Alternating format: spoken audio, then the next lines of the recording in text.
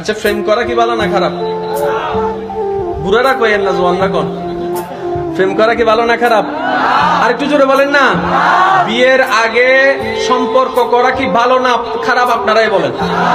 আছে না নাই? এই প্রেম করে যে কত কিছু হয়ে যায় না? অনেকে সুইসাইডও করে ফেলে না?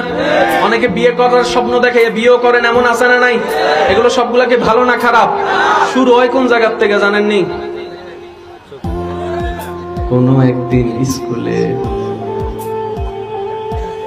চুপ করে বসে রয়েছে, কোন একদিন কলেজের বারান্দায়, কোন একদিন বিয়ের গায়ে হলুদে, কোন একদিন। এবার বুঝতে পারছেন নি ইসলামে কেন বলেছে পর্দা করো? সুবহানাল্লাহ বলে না? ইসলামী মহিলাদেরকে, নারীদেরকে বলতেছে তোমরা নিজেদেরকে আবৃত করো।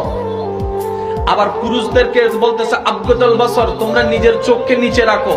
ইয়া রাব, ব্যাপারটা কি? বলে যে সমস্ত পাপের কাজ শুরু হয় চোখ থেকে।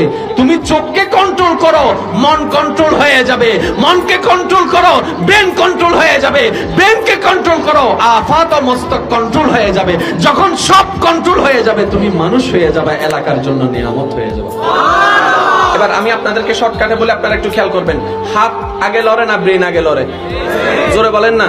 তার বাস্তব প্রমাণ আমি আপনাদেরকে দিই। একটা খাতা কলম দিলাম আপনাকে দিয়ে বললাম যে চাই গরুর রচনা লেখেন। হুজুর এটা ব্যাপার নিয়ে লিখলাম, গরুর 4টি পা আছে, 2টি চোখ আছে, গরু গৃহপালিত পশু।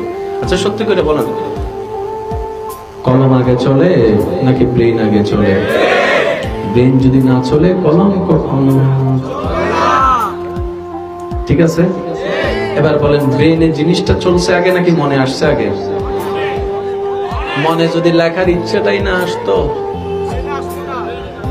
ব্রেনে যদি না আসতো কলম, তাহলে সবকিছুর আগে কি? জোরে বলেন না। সবকিছুর আগে কি? তারপরে কি? তারপরে হচ্ছে করা।